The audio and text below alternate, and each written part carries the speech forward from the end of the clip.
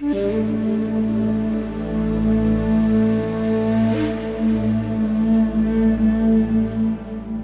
is a continent of great potential and promise. It is endowed with rich natural resources such as large landmass, wildlife, lakes, rivers, breathtaking tourism destinations, to name but a few. However, due to the climatic and historical factors as well as governance challenges, there has been low investment in certain areas, particularly the arid and semi-arid lands.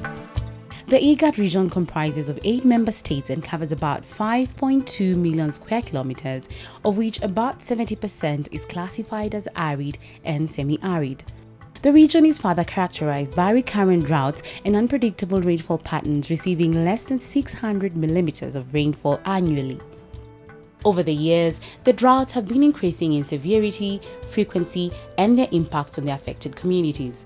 This is one of the issues around which the IGAD Secretariat is rallying member states, development partners, and non-state actors. Drought has been with us for a very long time. In the last 40 years, I think we have had like about 8 or 9 droughts. The first 3 or so have had a span between them of about 10 years each. The later ones have had a span of 5 years in between.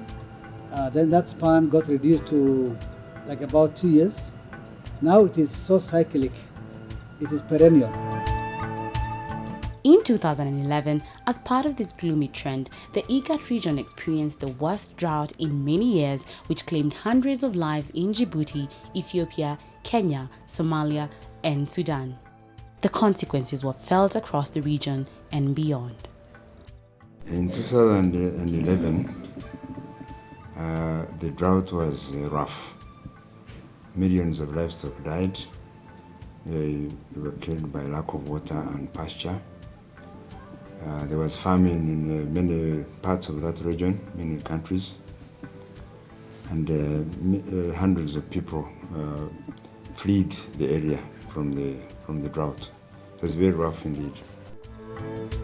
It is extremely disturbing that these loss of lives and livelihoods took place in the 21st century. This region of Africa is not the only one that has drought, or the region of the world that has drought. There are many other areas of the world that have drought, but they don't suffer the same problems like we do. The drought of 2011 for me was a wake-up call.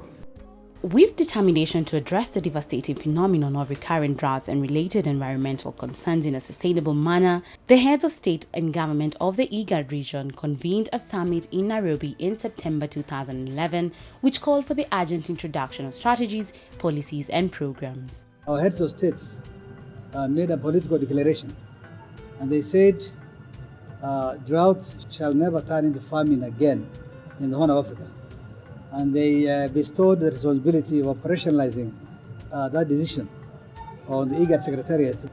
And since then, we have been doing various programs and various activities just to ensure that we live up to the operationalization of that political decision. Following the historic decision to do things differently, there is a strong commitment from the region and the international community to focus more seriously on interventions that will strengthen medium and long-term resilience to disasters and ensure that the next drought does not result in another humanitarian crisis. The summit's decision was a fundamental statement of political commitment to embark on drought resilience and sustainability initiative dedicated to the objective of ending drought emergencies by building drought resilience and achieving growth and sustainable development throughout the IGAD region. Countries and development partners agreed to work more closely in a more coordinated and harmonized manner through a variety of intervention measures at national, regional, and international levels, covering many sectors and involving multiple players.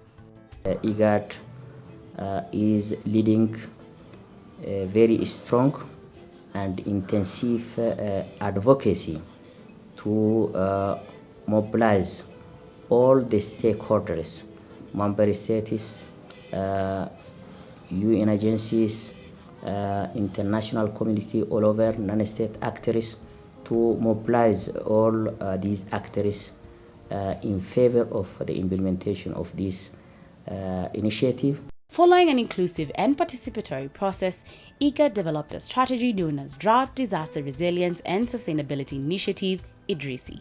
It has 7 priority intervention areas. These are natural resource management, market access and trade, livelihood support and basic social services, disaster risk management, research knowledge management, peace building and conflict resolution, coordination, institutional building, and partnerships. While the individual IGAD member states may have their own specificities, their dry land areas and drought-prone communities face common challenges and are often interconnected through natural resource sharing, livestock movement, regional trade, and transboundary human and animal diseases. From IDRISI, member states developed country programming papers and regional programming papers, which are mechanisms that provide a strategic direction and operational framework for resilience-enhancing policies and investments. The country programming papers have been instrumental in guiding investment plans and facilitating the mobilization of resources. This is evidenced by the engagement of a number of development partners in the development and funding of drought resilience projects in different countries in the region, coordinated by the IGAD Secretariat. In an effort to translate the regional strategy, member states and development partners have mobilized resources to implement IDRISI. The heads of states are now leading by example, implementing various initiatives to end drought emergencies in their countries. I think you've seen me in various parts of the country, launching irrigation programs, trying to revive ones that have collapsed, all with the aim of ensuring that this, what you call a national embarrassment, which it is actually resolved once and for all. Kenya is undertaking irrigation projects in various parts of the country, including Galana Kulalu Food Security Program model farm that is expected to cover over 10,000 acres out of the 1 million acres for the entire project. The model farm, among others, is expected to produce between 80 and 100 bags of maize per acre yearly. In drought-prone Turkana parts of Kenya, a unique underground water aquifer that could supply the country for about 70 years has been discovered. In Karamoja, northern Uganda, there are opportunities for growing crops to provide food and feed to improve livelihoods. We have established a pilot irrigation scheme for the community. And what you're seeing at the background is their work. We decided to come up with this kind of project basically because we now had an opportunity of the dam that was constructed by government. The establishment of Areshek Dam has been very beneficial and very instrumental to us in Napak district. As the changes comes, the government brings the dam here. All of us now entered. Those people who are hunting, they also joined there. So that is why we change now the living of this community. People now, they have known about planting these vegetables. Government has ensured actually that the water is for both animals and persons. So we have the traps down there. They water their animals peacefully. They don't have to go for miles now.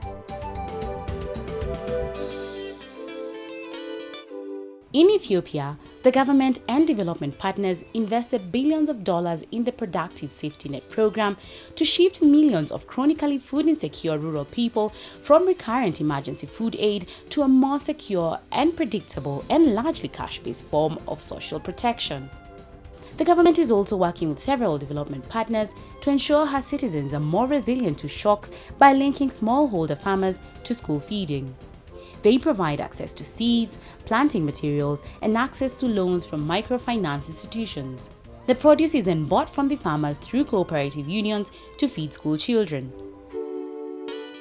In South Sudan, the government and other partners is creating resilience programs that will help ensure that families can feed their own children. In Somalia, the government, working with various development partners, is taking steps aimed at economically improving the livelihoods of the people, especially the pastoralists. The anticipated success of this program is hinged on its recognition of the need to address the resource-based conflict and the important role of livestock and agriculture in the economy of Somalia.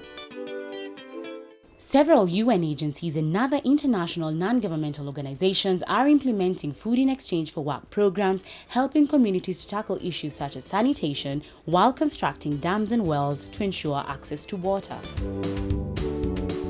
At the port of Bosaso in Somalia, livestock export continues to be the largest traded commodity despite harsh climatic conditions.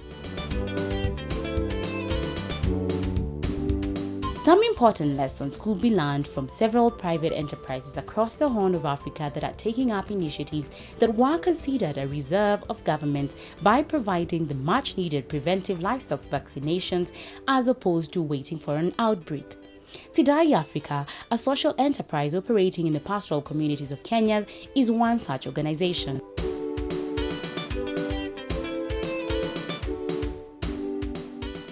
IGAD, in collaboration with international partners, has begun building the capacity for remote sensing and geographic information systems in an effort to craft an early warning system that facilitates proactive initiatives.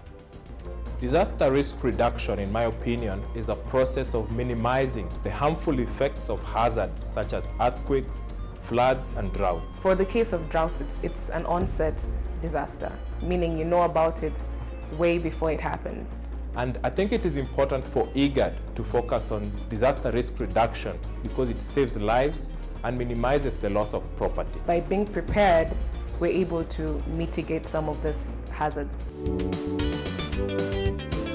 There are hundreds of success stories spread across the region, stories of people, organizations, both state and non-state agencies implementing unique innovations that are slowly but truly building resilience among a people frequently hard hit by ravaging droughts. The question now is to invest differently in order to scale out the good practices which were developed through a multiple partnership across the region to ensure that the benefits reach millions of people that would guarantee a sustainable development. There is nothing really impossible under this sun, if you are willing to go an extra mile. The next drought is coming. It could be worse, but with great lessons learned from each and every one of these initiatives, the Horn of Africa can triumph. These will not happen unless all of us take action to make the much desired difference and continue doing things differently together.